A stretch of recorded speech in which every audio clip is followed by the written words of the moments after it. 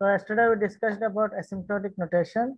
So asymptotic notation is a notation which is to meaningful statement about the efficiency of the program. So it is used to find the efficiency of the program. So efficiency mainly concentrate on the order of growth of an algorithm of the basic operations. Already told you basic operations count the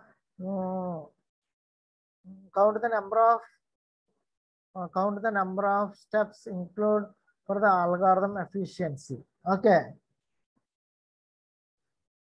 Here students, so to compare and such orders, computer scientist has introduced three notation, that is big O notation, omega notation, and theta notation.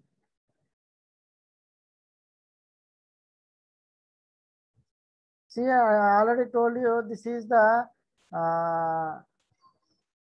important analysis of algorithms.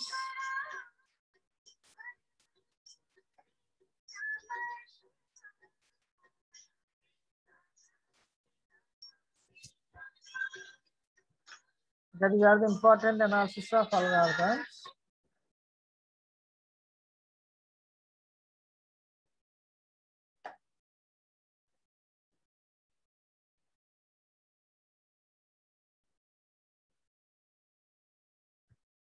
Hello.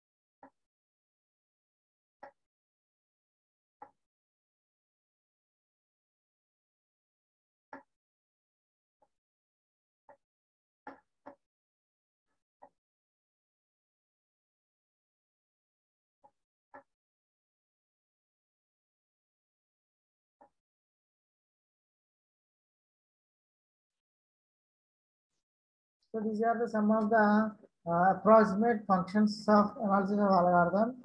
First we have n, then we have root n, then log n, n log n. The order of growth will increase like this: n square, n cube, 2 power n, n factorial. Okay.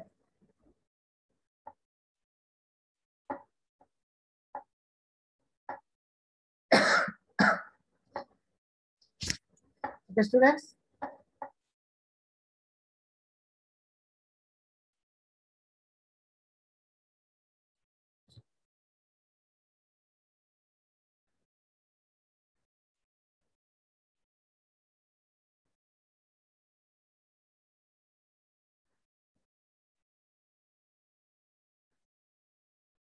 So we have different types of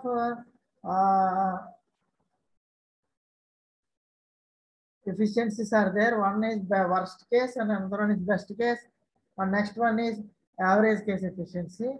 So for example, considering the sequence search algorithm, if you want to set the sequence search algorithm means, so this is my array. I am considering elements in this in sequential order.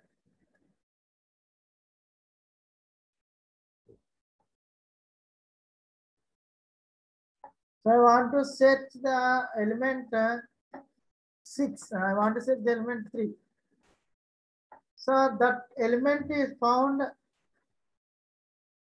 in the first index of the array. So this is, we call it as a best case.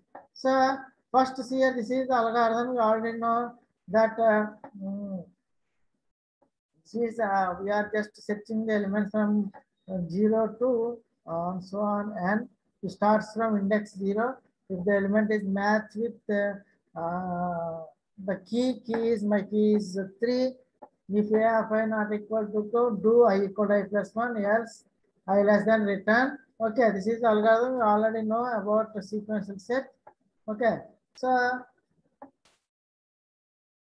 if the found algorithm is found, then return the value. Otherwise, it return -1, means the element is not found in the given set or given array. Okay. So what is the worst case and what is the best case? So in worst case, there is no matching of elements, or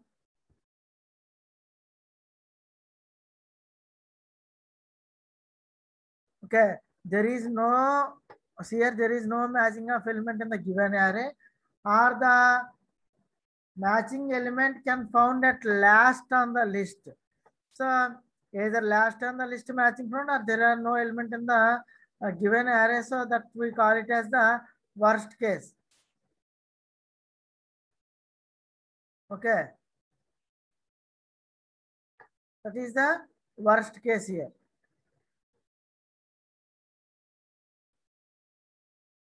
Next, coming to the worst case efficiency. Here, the worst case efficiency algorithm efficiency, the worst case input size of n. Okay. So here the algorithm runs the longest among all possible inputs of that size. If the size is n, the algorithm starts from, this is sequence set, starts at 0th index and ends at n. So the complexity is n. The time complexity of this algorithm is big O of n, because you set the n elements in the given array. Next one, best case efficiency. So the best case efficiency of an algorithm is for the input size n. So here, what is the best case means? If you find the first element in the given set, then if it is a best case. Here in this, I want to set the element 3, the first. In the first element, we get the set, that is the best case. Okay. So the best case efficiency algorithm is its efficiency for the best case input of size n. Okay. So the algorithm runs fastest among all possible inputs of that size n. So if you set a first element in the list of such n, the list of n. So if you find the first element is your search key, then the term complexity is best is 1, that is big O of 1. So what is the average case? So here average case efficiency lies between best case and worst case. So to analyze the best average case efficiency, we must make some assumptions about the possibilities of input of size n. So these are the assumptions. First one is the probability of successful search is equal to P, and the probability of first matching occurs in the ith position of the list is same for every I. So this is the probability we are choosing for average case. So P is the probability, n is the size of the array.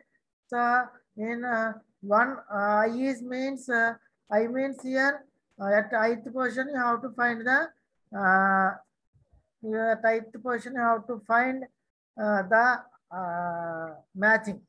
Okay, that is 1 into P by n plus 2 into P by n, I into P by n and into P n plus n into 1 minus P. So this is the average case for searching. Okay, we can see this about in the next slides. Analysis, divide and conquer. We can see the analysis of this algorithm. Don't worry. Okay, asymptotic notations are notations. Here we have three notations are there. One is big O notation. Yesterday I already told you. Another one is omega notation, and third one is theta notation.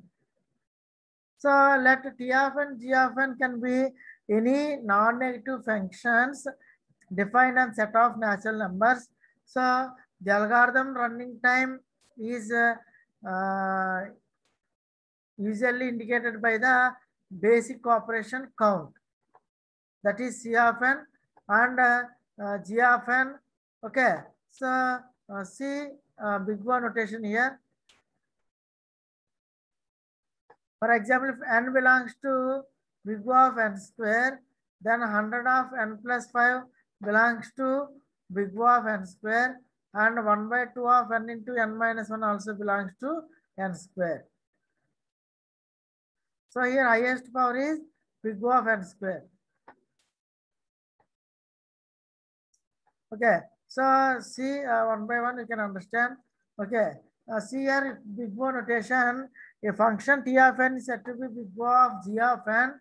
That is T of n belongs to big O of G of n if T of n is bounded above.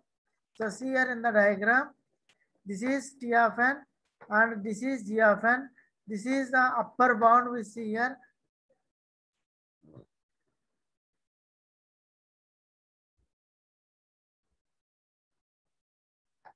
Sir, where we use the big O notation? Big O notation is used for asymptotic upper bound and it is used for worst case.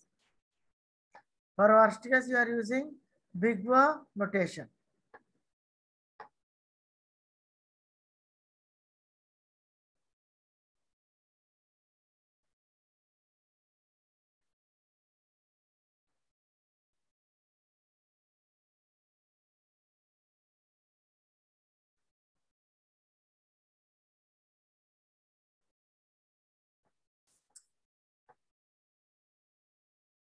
So T of n belongs to such T of n less than or equal to C into G of n. We are considering one function that is T of n equal to 100 n plus 5. Okay, T of n equal to 100 n plus 5. So what is the G of n? So first we will consider the G of n value as n here. Because here in the highest power is n. So we are considering 100 n plus instead of 5, we are considering another one because this value is higher than this. So if you take here, if 101 of we are taking here 100 is the highest power. I am taking here 101. So if n value is 2, that is 200 plus by 205. N value is 2. What is 201?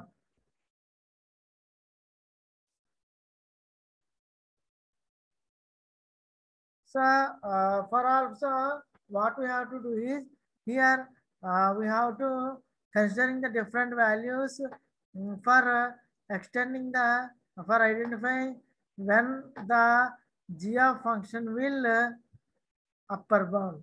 So we are considering n0, n equal to 1, n equal to 2 and so on. At what value the g of n is that is c into g of n is greater than T of n at some particular n naught value, this will become the upper bound. So that value we have to identify here. Okay, that value you have to identify here.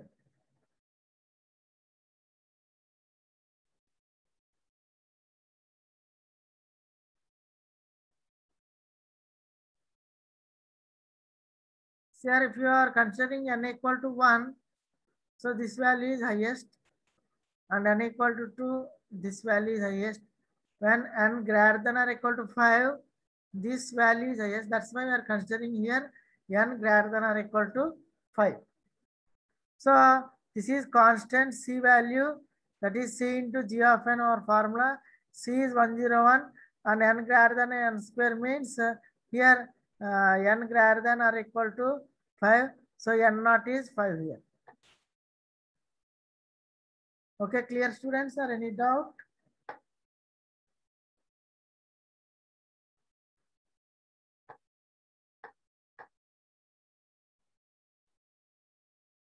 So consider another example.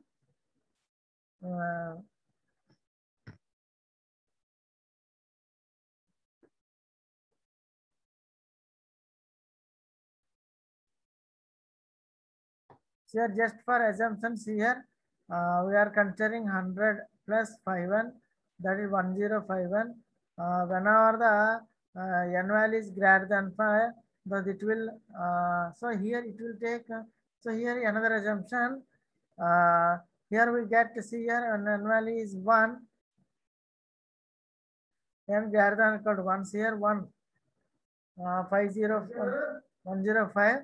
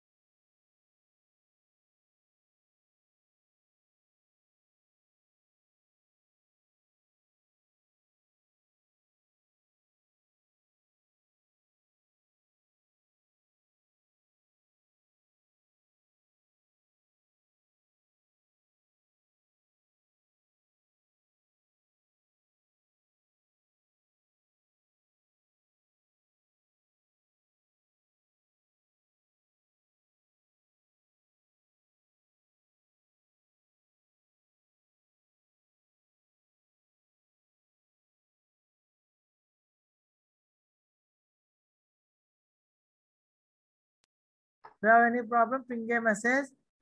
Is it clear, students?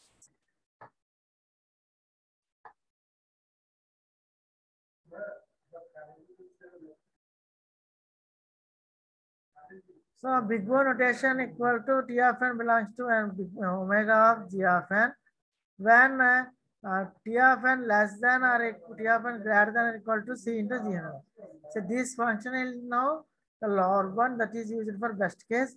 Consider, for example, you have n power n cube plus 10n square plus 4n plus 2 belongs to big O of n. So here highest power is n cube. We just take the closest value, that is n square. Okay. So T of n greater than or equal to C into G of n, where C equal to 1 and n not equal to 0. Okay, clear students, or any doubt? Okay. Next one is theta notation. So a function T of n is said to be in theta of G of n, denoted that T of n belongs to theta of G of n if T of n is bounded both above and below some positive constant multiples of G of n for all values of n.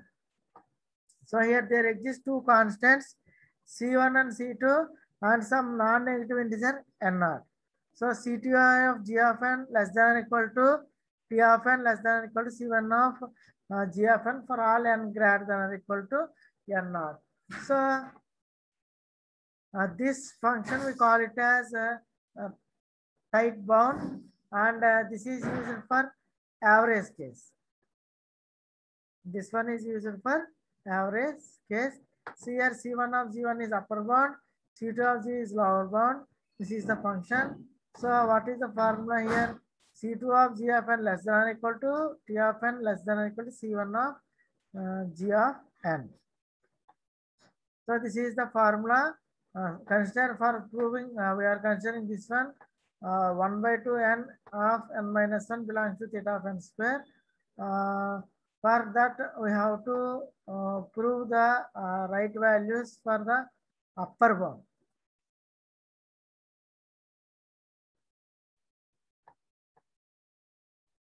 Here, that is the highest power is 1 by 2 n square is my highest square. So less than or equal to 1 by 2 n square.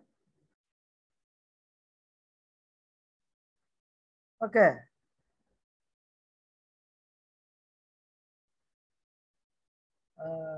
This is 1 by 2 n square minus 1 by 2 n less than or equal to 1 by 2 n square.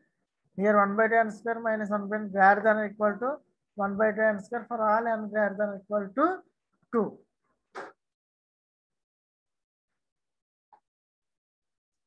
Okay, clear students?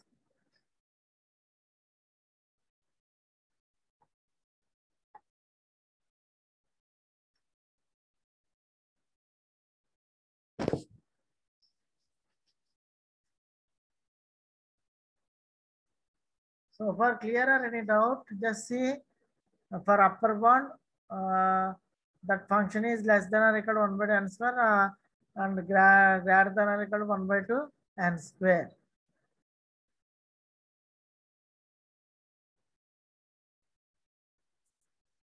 So see here,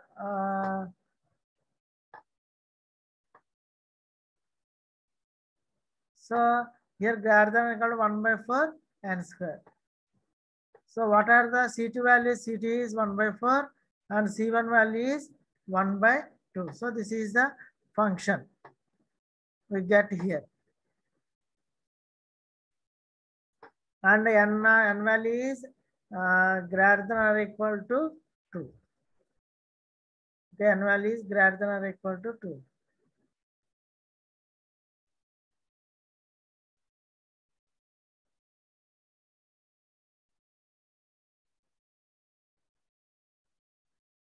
So just see the theorem here. If T of n belongs to big O of G of n and T of 2 belongs to big O of G of 2, then T1 of n plus T1 of 2 belongs to maximum of G1 of n and G1 of 2. So these are true for omega and theta. So for this we are considering one proof here. So the proof extends to order of growth by considering some simple factors. That is, we are taking 4 arbitrary real numbers A1, A2, B1, B2. If A1 less than or equal to B2 and A2 less than or equal to B2, then A1 plus A2 less than or equal to 2 max of. So I am considering this one. Okay. So See here, if the first point is if T1 of n belongs to G1 of n, there is some positive constant C1 and some non-negative indices N1. We already know C1 and N1. So here, this is the function I just write in this way. Similarly, T2 also. Now consider after let us denote C3, that is max of C1 comma C2. Okay, so we are considering C3, so that is T1 of n plus T2 of n, that is C1 of G1 of n plus C2 of G2 of n. We are taking for C1 we are considering as C3, then we are taking here C3 of G1 and G2 of n. Okay, clear students?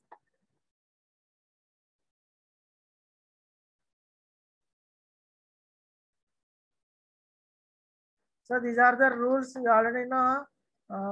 Sigma I equal to L to U C of A equal to you remove you just sum A of I values and constant move outside means just front place constants in the front and sum of these values you find and multiply with that. Here you already know these formulas. Sigma equal to L to U, AI plus BI equal to sigma. We separate these values for sum of formulas here summations. Sigma equal to L equal to 1 to L. You all know U minus L plus 1 where L greater than or equal to U. And this is the sum of the formula n into n plus 1 by 2, that is 1 by 2 n square.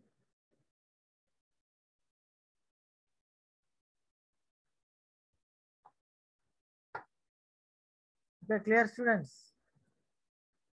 Next, you come to the concept of mathematical analysis of for recursive algorithm. So analysis means you have to calculate the time efficiency.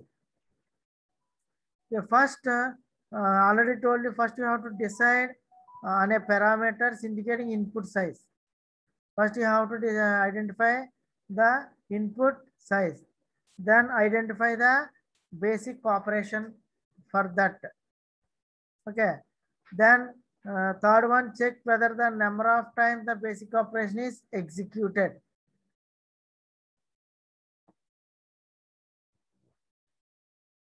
Then set up a recurrence relation and solve the order of growth. Okay, these are the steps involved for mathematical analysis of recursive algorithm.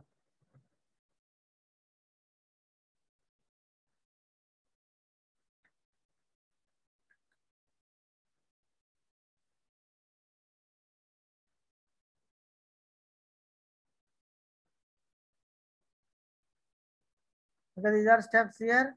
First, you have to find the input size. Here, input size is n, and the basic operation is f of n minus into n is our basic operation. Check whether the number of times basic operation is repeated, and set up the recurrence relation and appropriate conditions. Okay. And here, order of growth means you just represent the omega or big O of theta notation. You have to represent here.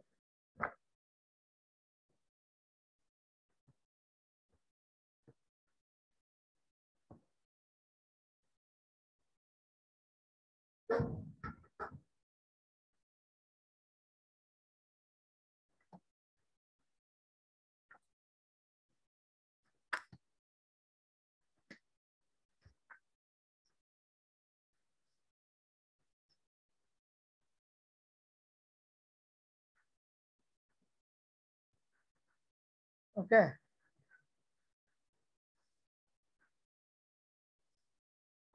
So clear student, just read these steps. Then I will explain with an example.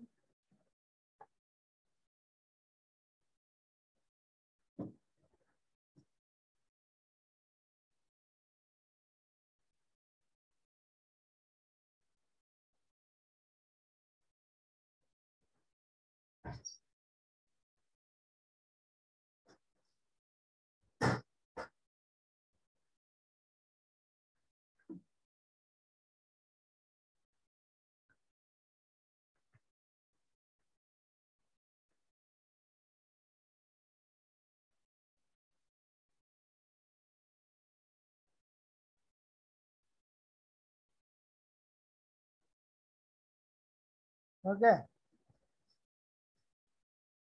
So we are considering the Fibonacci series algorithm, and we have to analyze the time complexity of this algorithm.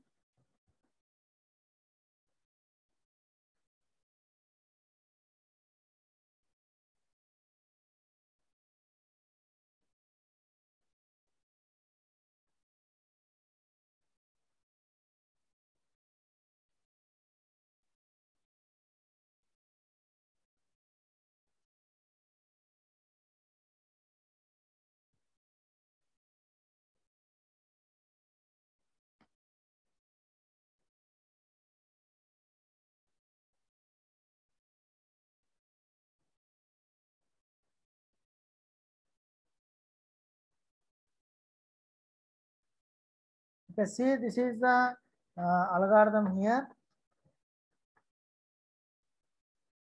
So the algorithm f of n is computes n factorial recursively, and input is non-negative integer, that is one basic input size, and basic operation is this one, f of n minus 1 and into n is our basic operation. So see here how we analyze. First step one is simplify. We consider n itself as indicator of this algorithm. So I already told you input size is n. Okay. So the basic operation in this function is f of n minus 1 into n is our basic operation. So the basic operation of this algorithm is mainly multiplication. So here whose number of executes we denote with m of n. So here the main base of first step one is decide input size n here, identify basic operation here, basic operation is multiplication here. F of n minus 1, okay. We are denoted with m of n. Since the function, next third step is check whether the number of basic operation is executed. So that first here m of n equal to m of n minus 1 plus 1. So what is this function? What is this function? So this is nothing but to compute f of n minus 1. After getting the n minus 1, we have to multiply n. So that's why we are taking here 1. Okay, clear? So to compute f of n minus 1, we consider as m of n minus 1 plus 1 means to multiply n into f of n by n, we call it to get the value is 1. Okay.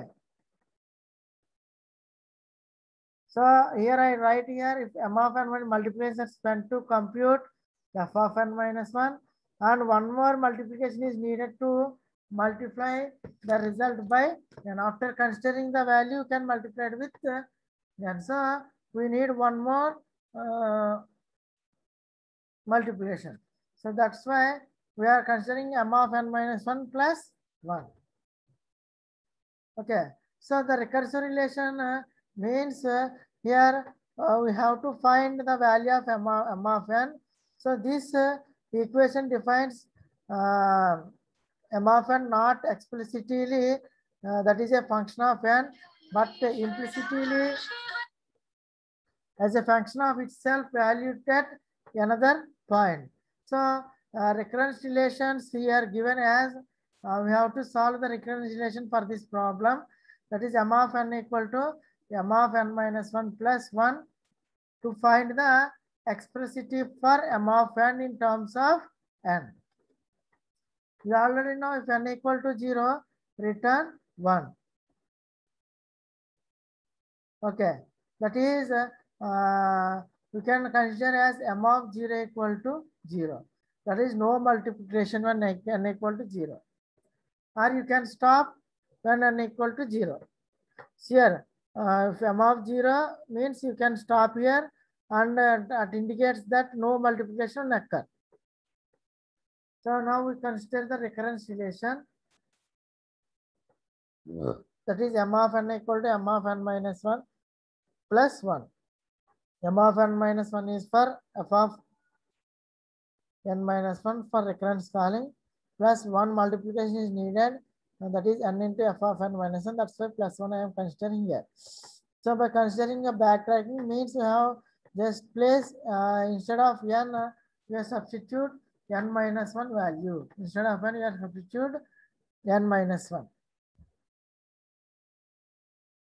Okay, here this is okay.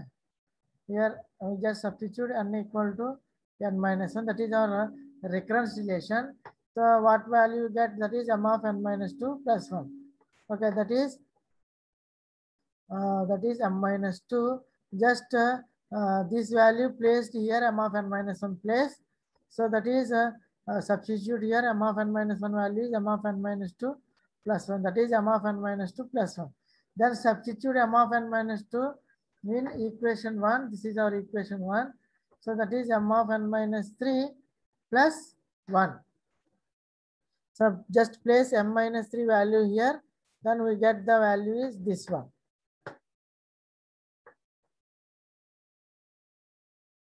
So here the same number is repeating. So I am considering as I. That is m of n minus 1 equal to I. Now I take I equal to n. Then m of 0 is 0. M of 0 is 0. I already told you. M of 0 value is 0. So I get here m of 0 equal to 0. So the complexity of this algorithm is just this method we call it as a backward substitution. When we use the backward solution, we get the backward substitution, we get the value. So the complexity of this algorithm is n, m of n equal to n. Okay. By doing backward substitution. Okay, clear students, or any doubt? Next, we consider the towers of Haney problem. We already know the towers of Haney problem. We have n towers in a, so we have n discs in a tower, and the discs are with different diameters, and you have to move the total disc from source to destination by using this another tower as a mediator. So we have 3 towers are there. One tower contains disc with different sizes. Just your work is to move the from this tower to this tower by using this tower as mediator. You just travel all these discs to here. That is our towers of Haney problem. So here we have n discs of different size. Then we slide it into onto any of 3 pegs. So consider source, auxiliary, and destination.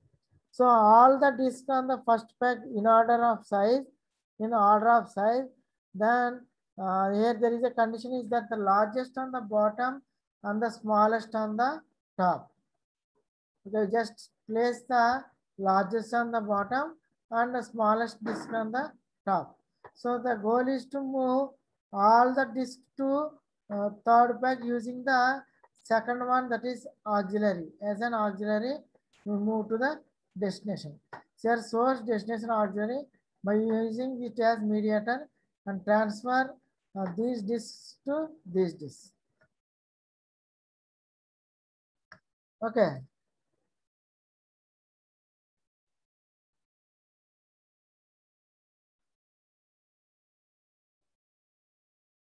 Tomorrow we will discuss this recurrence relation. Today we will end. So only 7 people are submitted your assignment. So all of you please submit your assignment. Okay, today we end the session. Anybody has any queries, please write a message in chat box.